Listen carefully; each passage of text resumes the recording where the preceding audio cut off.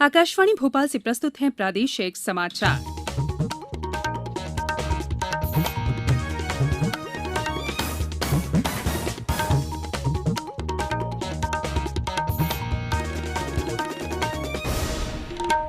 नमस्कार, समाचारों के साथ मैं संयुक्ता Banerjee.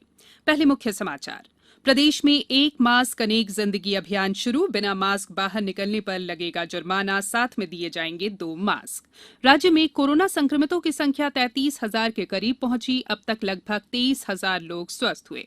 Chief of defence general Bipin Rawat ने नई शिक्षा नीति को सराहा। कहा, ग्रामीण क्षेत्रों के युवाओं को सेना में शामिल होने में मिलेगी मदद। महाविद्यालयों में 5 अगस्त से शुरू होगी ई प्रवेश की प्रक्रिया। और हमारी विशेष श्रृंखला अच्छी खबर के 56वें अंक में आज सुनिए बालाघाट में गोबर से बनाई जा रही अनूठी राखियों पर खास रिपोर्ट। अब समाचार विस्तार से। प्रदेश में कोरोना से बचाव और जागरूकता के लिए कल से एक मास्क अनेक जिंदगी अभियान शुरू किया गया है।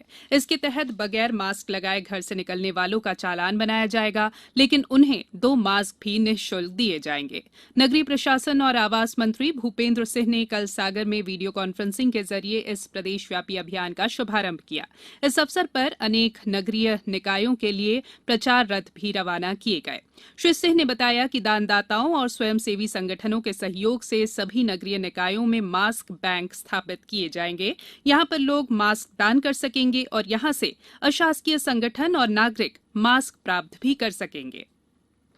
प्रदेश में कोरोना संक्रमितों की संख्या 33,000 के करीब पहुंच गई है। वहीं 23,000 से अधिक लोग कोविड-19 से उबर चुके हैं। सबसे ज्यादा प्रभावित इंदौर जिले में पिछले 24 घंटों के दौरान 107 नए मरीज मिलने से संक्रमितों की संख्या 7,555 तक पहुंच गई है। वहीं 3 और मौतों के साथ कोविड-19 संक्रमण से अब तक 315 मरीजों की मृत्यु हो चुकी है। जिले के विभिन्न अस्पतालों में 2,093 कोरोना प्रभावितों का उपचार जारी है। 71 मरीजों के कोरोना संक्रमण से मुक्त होने के साथ ही अब तक 5,147 मरीज स्वस्थ होकर घरों को लौट चुके हैं। जबलपुर में कल 65 संक्रमितों का पता चला है, जबकि 55 मरीजों के स्वस्थ होने पर विभिन्न अस्पतालों से उन्हें छुट्टी दी गई। धार में 6 नए संक्रमितों के साथ मरीजों का आंकड़ा 400 के पार पहुंच गया है। वहीं इनमें से 326 लोग स्वस्थ हो चुके हैं। डिंडौरी में 10 लोगों में संक्रमण की पुष्टि हुई है। वहीं ग्वालियर में 124 लोगों की रिपोर्ट पॉजिटिव आई है। मुरैना में 38 संक्रमितों के साथ मरीजों की कुल संख्या 1,626 हो गई है। उज्जैन में कल 28 लोग स्वस्थ हुए हैं। वहीं कोरोना संक्रमण से 21 नए मामले भी सामने आए हैं। मंडला से हमारे संवाददाता शशांक चौबे ने बताया है कि जिले में कल 14 कोरोना पॉजिटिव मिले हैं। जिले में आज पूर्णबंदी लागू रहेगी। एक ही दिन में इतने मरीज पहली बार सामने आए हैं। अब तक 4,207 संदिग्ध लोगों के नमूने लिए गए हैं, जिसमें 3,700 की रिपोर्ट नेगेटिव आई है और 425 की रिपोर्ट प्रतीक्षित है। 15 मरीज स्वस्थ होकर घर जा चुके हैं। मंडला से प्रादेशिक समाचार के लिए मैं शशांक चौबे। शिवपुरी जिले में कल 11 लोगों में कोविड-19 की पुष्टि हुई है। वहीं दमोह में 6 नए मरीजों के साथ संक्रमितों की संख्या 200 के पार पहुंच गई है। खरगोन में मरीजों की बढ़ती संख्या के बीच जिले की सीमाओं पर 13 चेक पोस्ट बनाए गए हैं, जिनसे बाहर से आने वाले लोगों पर नजर रखी जाएगी।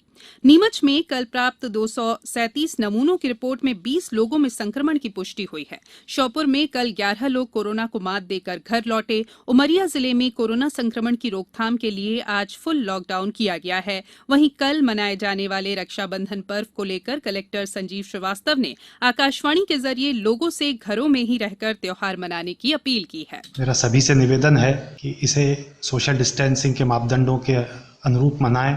मास्क का प्रयोग भी इन दिनों में भी बंद ना करें, जिससे कि इस त्योहार का जो पवित्रता है वो बरकरार रहे और हम बीमारी से भी बच सकें। प्रदेश में कल से किल कोरोना अभियान का दूसरा चरण शुरू हो गया है। 14 अगस्त तक चलने वाले इस अभियान को लेकर मुख्यमंत्री शिवराज सिंह चौहान ने कहा है कि बिना जनता के सक्रिय सहयोग के कोरोना को पूर्ण रूप से परास्त नहीं किया जा सकता। उन्होंने कहा कि लॉकडाउन कोरोना का स्थायी समाधान नहीं है। कोरोना को पूर्ण रूप से समाप्त करने के लिए यह जरूरी है कि हर व्यक्ति ये संकल्प ले कि वो अनिवार्य रूप से मास्क का उपयोग करेगा तथा फिजिकल डिस्टेंसिंग का पालन करेगा, यानी एक दूसरे से पर्याप्त दूरी बनाए रखेगा। इसी के माध्यम से संक्रमण की चेन टूटेगी। किल कोरोना अभियान 2 के दौरान निगरानी और समन्वय के लिए गृह विभाग को राज्य स्तर पर नोडल विभाग बनाया गया है। ये समाचार आप आकाशवाणी भोपाल से सुन रहे हैं। हमारे समाचारों को अब आप कभी भी और कहीं भी अपनी सुविधा के अनुसार सुन सकते हैं। ये समाचार बुलेटिन यूट्यूब, ट्विटर और फेसबुक पर AIR न्यूज भोपाल पेज पर सुने जा सकते हैं। इसके अलावा आप हमारी वेबसाइट news.air.com पर या AIR न्यूज ऐप पर भी समाचार सुन सकते हैं। ब्रेक के बाद समाचारों में एक बार फिर आपका स्वागत है। देश में पढ़ाई लिखाई की प्रक्रिया में बदलाव के लिए हाल ही में घोषित राष्ट्रीय शिक्षा नीति पर अपने विचार व्यक्त करते हुए chief of defence general Bipin Rawat ने कहा है कि इससे सशस्त्र बलों को ग्रामीण क्षेत्रों के नौजवानों को पहचानने में मदद मिलेगी। जनरल रावत ने कहा कि नई शिक्षा नीति सभी स्तरों पर सीखने के तौर तरीके को निखार देगी। जनरल रावत के अनुसार इस तरह के बदलाव से सशस्त्र बलों को ग्रामीण क्षेत्र के युवाओं को ढूंढने में मदद मिलेगी, जो बेहतर और व्यावहारिक रूप से सैनिक बनने के नजरिए के अनुरूप है। प्रदेश के महाविद्यालयों में 5 अगस्त से ऑनलाइन ई प्रवेश प्रक्रिया शुरू होगी। इसी तरह बीएड की काउंसलिंग के लिए 4 अगस्त से ऑनलाइन आवेदन किए जा सकेंगे। उच्च शिक्षा मंत्री मोहन यादव ने कोरोना संक्रमण से बचाव को ध्यान में रखते हुए प्रवेश प्रक्रिया संचालित करने के निर्देश दिए हैं। स्नातक कोर्स के पहले साल में प्रवेश के लिए पात्रता परीक्षा का डेटा MP ऑनलाइन पोर्टल से सत्यापित किया जाएगा। हमारी विशेष श्रृंखला अच्छी खबर के 56वें अंक में आज सुनिए बालाघाट में वोकल फॉर लोकल अभियान के तहत गोबर से बनाई जा रही अनूठी राखियों पर खास रिपोर्ट।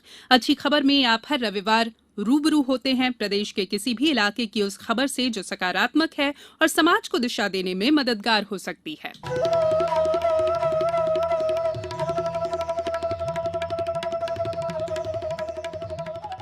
देश में चीनी सामान के बहिष्कार के बीच बालाघाट जिले में इस बार रक्षाबंधन पर खास किस्म की राखियां नजर आएंगी।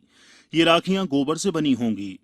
सुनने में अटपटा भले ही लगे, लेकिन बारासिवनी तहसील के दीनी गांव में भुवनानंद उपवंशी ने ये नवाचार किया है। पेशे से रोजगार सहायक भुवनानंद ने बताया कि गोबर को सुखाकर उसमें नीम, तुलसी, रूही को भी मिलाया जाता है, जिससे मच्छर भी दूर रहेंगे। गोबर की राखी पूर्णतः इको फ्रेंडली है पर्यावरण की दृष्टि से। यह गोबर को सुखाकर उसका पाउडर बनाया जाता है। उसमें बाइंडिंग एजेंट के रूप में ग्वारगम पाउडर मिलाया जाता है। फिर हमने इसमें तुलसी और मदार और सेट्रोनिला ऑयल, जिसे गंजनी का तेल कहते हैं, उनको भी मिक्स किया है, जिस कारण इसमें मच्छर मक्खी इस पे आसपास इसके भटकते नहीं है।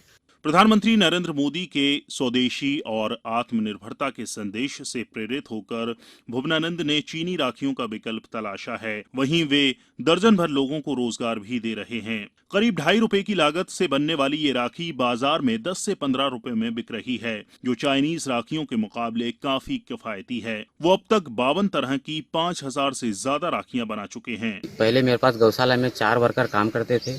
यह राखी बनाने के बाद 12 से 13 लोगों को फिर रोजगार मुहैया हो गया। अब 12 से 13 लोग फिर काम कर रहे हैं मेरे यहाँ गौशाला में। तो ये गांव में रोजगार भी पैदा हो रहा है और आत्मनिर्भरता की ओर हमारा आगे कदम भी बढ़ते जा रहा है। कलेक्टर दीपक आर्य ने भी इस पहल की सराहना करते हुए हर संभव मदद का भरोसा दिलाया है। मैं अनुरोध अपील सभी से करूंगा किसी प्रकार की राखियों का इस्तेमाल इस बार सभी लोग करें और ये इनसे जो राखी बनाने वाले इनसे अनुरोध है एक बार मुझसे आके मिलें। इनके प्रमोशन के लिए हम लोग जरूर कार्य करेंगे। रेशम के धागे में लिपटी गोबर से बनी आकर्षक राखियां जहां आत्मनिर्भर भारत का संकल्प मजबूत कर रही हैं, वहीं स्वदेशी की आवाज को भी बुलंद कर रही हैं। अच्छी खबर के लिए बालाघाट से श्रीनिवास चौधरी के साथ समाचार कक्ष से मैं राशिद अहमद खान।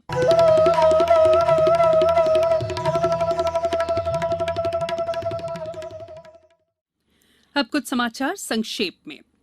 रक्षाबंधन पर्व को देखते हुए इंदौर में आज सभी बाजार खुलेंगे। होशंगाबाद जिले में राष्ट्रीय खाद्य सुरक्षा के तहत नए पात्र हितग्राहियों के नाम जोड़ने की प्रक्रिया आज से शुरू हो गई है। सहकारिता मंत्री डॉक्टर अरविंद भदौरिया कोविड-19 की रोकथाम के लिए मुख्यमंत्री राहत कोष में अपने वेतन की 30% राशि जमा कराएंगे। और उमरिया जिले के मानपुर जनपद अंतर्गत ग्राम महरोई में बने एक जलाशय में डूबने से 2 बच्चों की मौत हो गई। मंत्री मीना सिंह ने मृतक के परिजनों को 4-4 लाख रुपए की आर्थिक मदद की घोषणा की है। अंत में बुलेटिन के मुख्य समाचार एक बार फिर। प्रदेश में 1 मास्क अनेक जिंदगी अभियान शुरू। बिना मास्क बाहर निकलने पर लगेगा जुर्माना, साथ में दिए जाएंगे 2 मास्क। राज्य में कोरोना संक्रमितों की संख्या 33,000 के करीब पहुंची। अब तक लगभग 23,000 लोग स्वस्थ हुए। Chief of defence general Bipin Rawat ने नई शिक्षा नीति को सराहा। कहा, ग्रामीण क्षेत्रों के युवाओं को सेना में शामिल होने में मिलेगी मदद। महाविद्यालयों में 5 अगस्त से शुरू होगी ई प्रवेश की प्रक्रिया। और हमारी विशेष श्रृंखला अच्छी खबर के 56वें अंक में आज आपने सुनी बालाघाट में गोबर से बनाई जा रही अनूठी राखियों पर खास रिपोर्ट। इस बुलेटिन में इतना ही। घर में रहिए, सुरक्षित रहिए और सुनते रहिए आकाशवाणी। नमस्कार।